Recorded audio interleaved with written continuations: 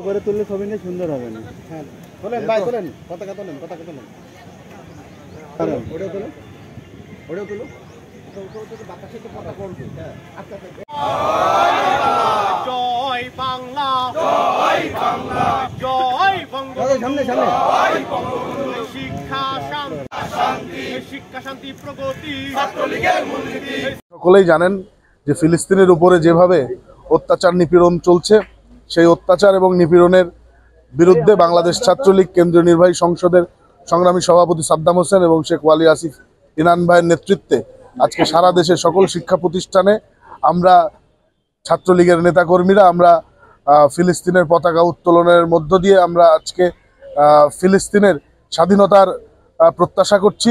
এবং আজকে আমাদের যশোর জেলার প্রত্যেকটি শিক্ষা প্রতিষ্ঠানে এবং আমাদের উপজেলার সকল শিক্ষা প্রতিষ্ঠানে আজকে ফিলিস্তিনের পতাকা উত্তোলন করার জন্য আমাদের নেতাকর্মীদের আহ্বান করা হয়েছে। ইতিমধ্যেই অনেক শিক্ষা প্রতিষ্ঠানে পতাকা উত্তোলন করা হয়েছে এবং আমরা আরও সামনে এই শিক্ষা প্রতিষ্ঠানগুলোতে পতাকা উত্তোলন করা হবে।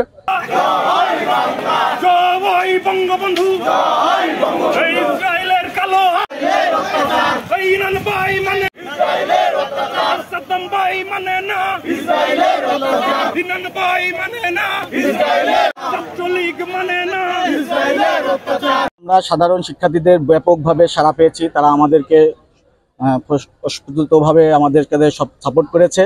আমি এই জন্য তাদেরকে ধন্যবাদ জানাই এবং ফিলিস্তিনি যে নির্যাতন হচ্ছে, নিপীড়ন হচ্ছে, তার প্রতিবাদ ও নিন্দা জানিয়ে আমি ছাত্রলীগ মানে না ইসরায়েলের অত্যাচার,